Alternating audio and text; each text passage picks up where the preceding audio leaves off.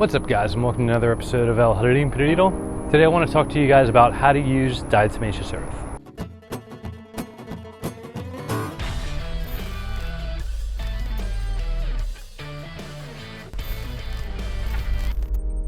Alright, so I want to give a shout out to diatomaceousearth.com for sending me this. So in a nutshell, diatomaceous earth, this is actually food grade, just meaning that it's been further processed down to be less harsh. There's more abrasive grades of this that could be used in lawn care and stuff, but this is a little more universal, so it's actually good for human consumption. If you guys don't know, in a nutshell, diatomaceous earth is all natural. It's literally just fossilized algae. But the nature of it, which acts as such a good pesticide, and it's got all sorts of benefits. Mainly the pesticide, like organic pesticide factor, but also microbially, it's the same thing. It can get rid of parasites and other bad bacteria and stuff. The science behind this is that basically it's a positively charged, not microscopic, it's macroscopic, but it's very tiny particles of this fossilized algae that has tiny like little hooks and stuff. And basically what it does is it will penetrate the exoskeletons of different pests, whether those are ants or even cockroaches and, you know, different garden, or even soft-shelled too, like caterpillar and stuff like that. So similarly, if you were to digest this, whether it's yourself or a farm animal or any kind of livestock, it's going to do the same thing internally with any kind of potential parasites, worms, stuff like that, bad bacteria, etc. The other factor of this is it's 100% silica, which is just beneficial as a nutrient. It's something that all of our bodies need and use. So yeah, I could go over the contents of this and everything, but honestly, it's just 100% diatomaceous earth, and it's all natural, so it's something I like to use around the yard. So I was going to go ahead and show you guys a few different ways that I go about using this. Alright, so one of the most common ways is just applying it when I see pests, something like I have really bad fire ants around here in Houston, Texas. Right now I'm looking down at this potted mango as well as some seedlings, and I do immediately see it's being taken over by what looks like crazy ants. So upon more careful inspection, there are some ants in here, but it also looks like there's possibly baby cockroaches. Yeah, so really,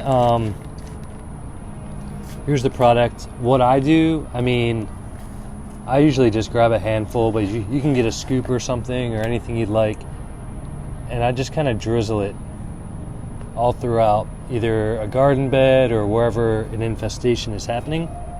You do want to make sure things are dry when you do this, because being such small particles, water will just kind of defeat the purpose. It'll kind of encapsulate everything and it won't actually be as effective. Although if it does rain or something, the second this all dries out, it's completely fine. So basically what's going to happen is anything crawling over this to gain access to another point or anything, their exoskeletons will be penetrated and they'll eventually dehydrate and die. If nothing more, they'll be irritated by this after a little while and move out, but it does actually ratify it by killing a majority of them. And on a side note, just an air of caution, you don't want to breathe this stuff in, and same goes for your livestock. They're very small particulates, you know, that the same way they could irritate insects and stuff, they could potentially irritate your lungs. So be careful when handling this. It's just not something that you want to get in your eyes either. So if you're going to use your hands, wash them thoroughly when you're done. I would recommend maybe using a little scoop or something if you've never used this stuff before. Also, you know, make sure it's not windy or blowing around too much. But yeah, just watch out for your safety. Really, you don't want to breathe it in, and you don't want to make eye contact with it. All right, so as mentioned before, another thing I like to use this for is goat feed. So as previously said, you do not want to get this in their nasal cavities if they're, you know, sniffing around. I use it for the chickens as well.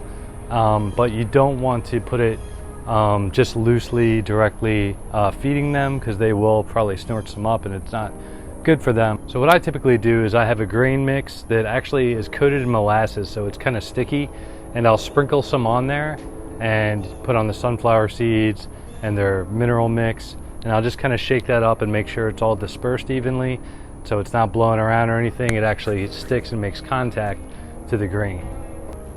Another aspect of the livestock is for chickens.